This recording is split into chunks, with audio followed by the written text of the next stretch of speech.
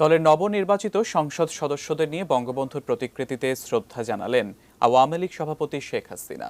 শ্রদ্ধা নিবেদনের পর দলটির সাধারণ সম্পাদক জানান, চমক আসছে নতুন মন্ত্রিসভায়।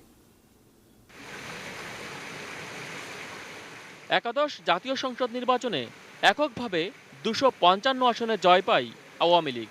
বৃহস্পতিবার শপথ নিয়েছেন তারা। শুক্রবার সকালে তাদের নিয়ে জাতির জনকের প্রতিকৃতিতে শ্রদ্ধা জানান আওয়ামী লীগ সভাপতি শেখ হাসিনা। প্রথমে প্রধানমন্ত্রী এবং পরে দলীয় সভাপতি হিসেবে শ্রদ্ধা জানান তিনি। পরে আওয়ামী লীগের সাধারণ সম্পাদক ওবায়দুল কাদের দলের সাবেক সাধারণ সম্পাদক সৈয়দ আশরাফের মৃত্যুতে শোক প্রকাশ করেন।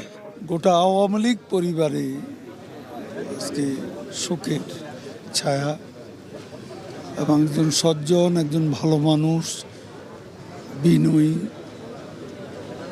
এবং একজন পরিচ্ছন্ন পলিটিশিয়ান হিসেবে সর্বমহলেই তার একটা সুনাম ছিল। সোমবার শপথ নেবেন নতুন মন্ত্রিপরিষদের সদস্যরা।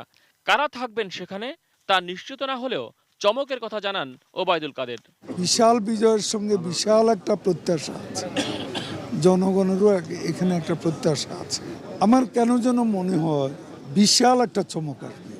আওয়ামী লীগ নবীন প্রবীণের সমন্বয়ে, এক্সপেরিয়েন্স আর এনার্জির সমন্বয়ে আওয়ামী লীগের পথ চলা, এখানে আমাদের কোনো, তবে বিশাল জয়ের সঙ্গে বিশাল চমকও থাকতে পারে।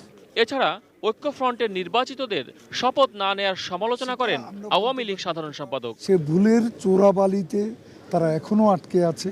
মহসিন কবির, এটিএন নিউজ, ঢাকা।